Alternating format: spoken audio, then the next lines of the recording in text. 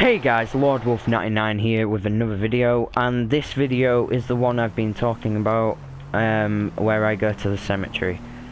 So, I hope you enjoy. Straight away, I will say this: I take this game seriously sometimes. I probably shouldn't, but every now and then it's nice to cut yourself off from the real world and imagine this as another reality where you can do anything you want, which is why I'm going to the cemetery. And I'm not just doing this for a video. When I do go online on GTA, occasionally I will go to the cemetery to mourn my friends. So I've got the SUV out that I go in, because I don't really take this anywhere apart from the cemetery.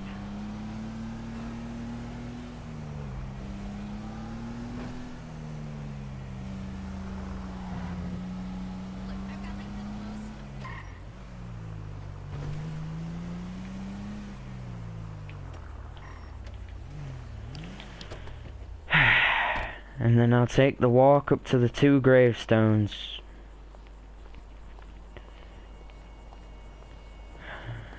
I've lost many friends on this journey.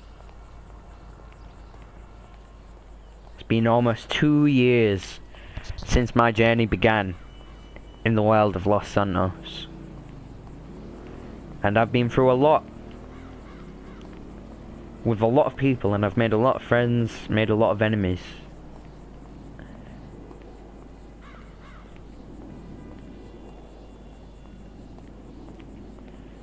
And occasionally, friends would become enemies. And that's not good. But along the way, I've lost friends. And for different reasons. Like, I don't mean I've lost them in real life. I mean, I've just lost them. So first up, this gravestone belongs to Macaulay Race. I shouldn't have really said his name out, should I?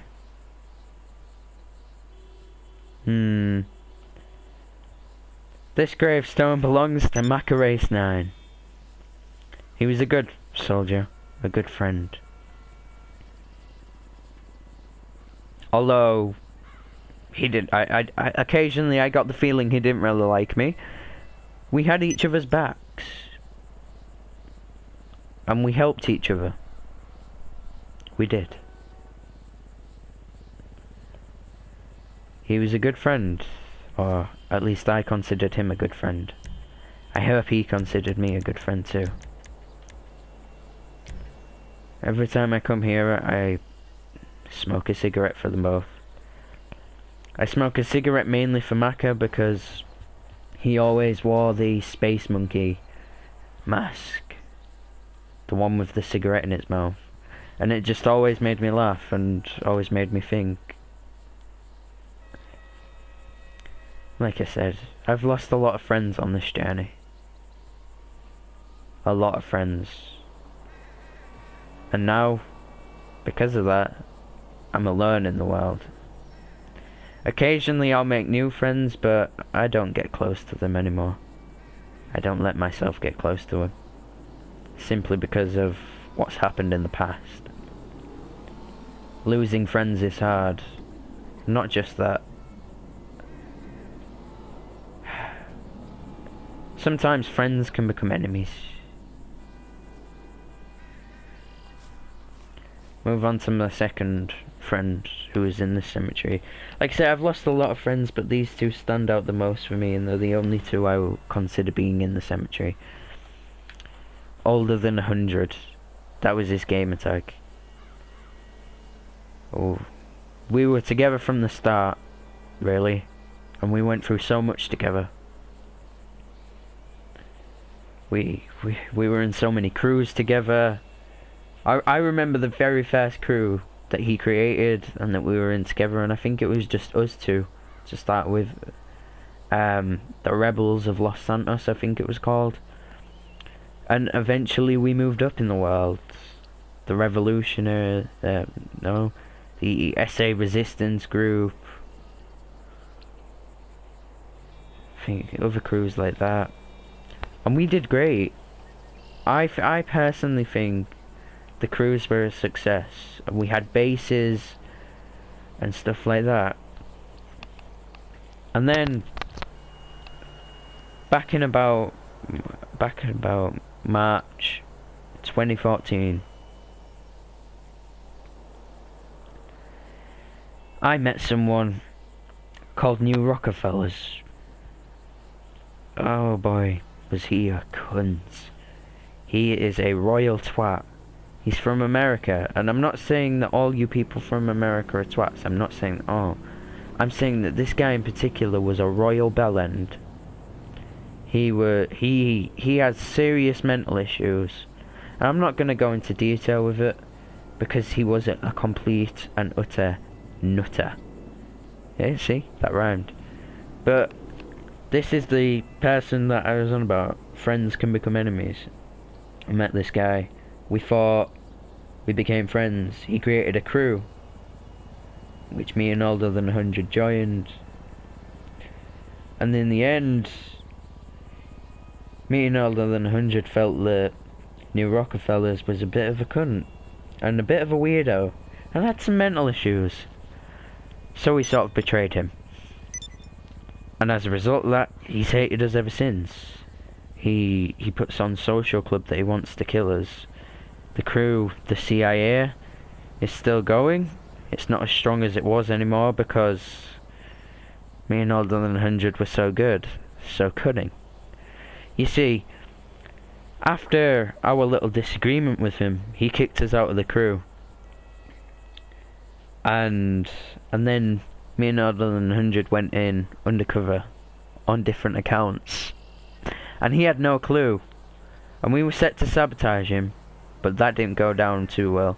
In the end, I felt it was going on too long. The things he was saying was pathetic, so I just revealed myself to him and told him who I was, and he said he knew all along, but he clearly didn't, as he'd let us in the crew and he was letting us work our way up. And we crumbled him. And we managed to turn his friends against him and turn him against his other friends in the crew by simply suggesting that they were helping us get into his lobbies.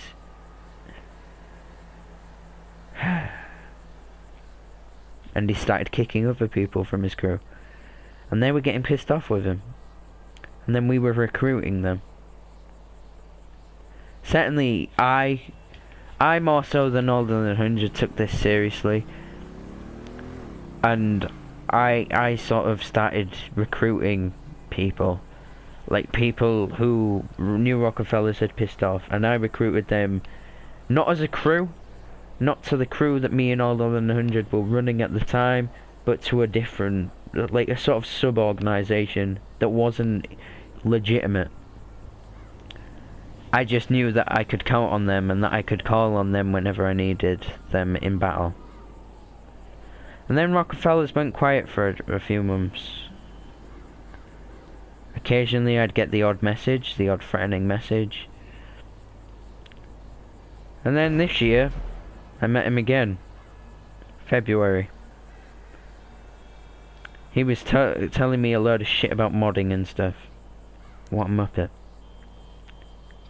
He'll never learn.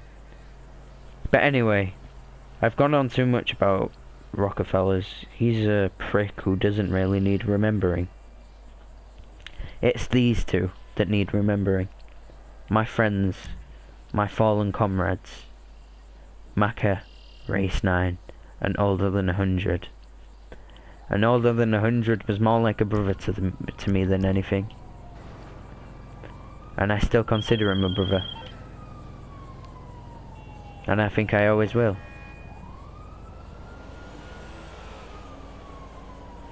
That'll never change for me. And I'll always miss them both. All the good times we had. And I really do wish that I could have, I wish I'd have done YouTube since 2013. And I wish I'd have made videos with them. And I wish I'd have, I wish you guys could see everything we did together. There was good times, there were bad times. We argued. What friends don't? But it was great. And boy, can I tell you, when I was with these two guys, I felt like the king. I felt like we ruled Los Santos. And honestly, it reminds me of a rap that Dan Bull did. Or Brissy, I can't remember which, but on about the three kings, Michael, Franklin, and Trevor. And honestly, I felt like we were the online counterparts of them, and that this city was ours, and we could do anything we wanted.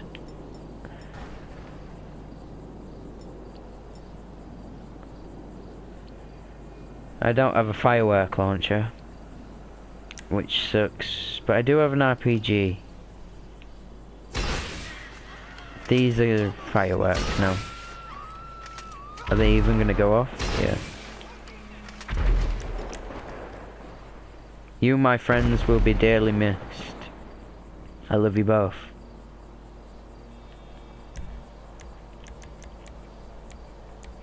I'll see you in hell. That's where we're all going, right?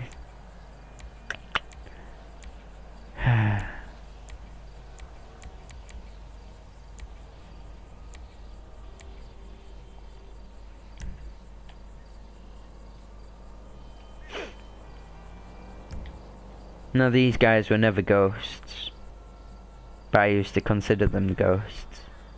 Me and them. The guys. Now I better go because I'm being targeted. So thank you guys so much for watching this episode. If you liked it, be sure to hit that like button, because the COD Ghost is now going to work. And I love those guys dearly.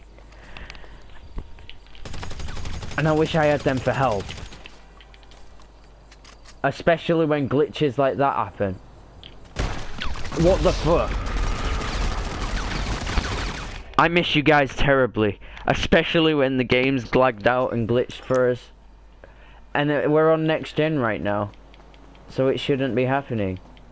Yet it still does. So we're the Call of Duty Ghosts, guys, and we will live forever. This glitching motherfucker will go down. I love you so much, guys. Thank you for watching. Please like, subscribe, and comment down below.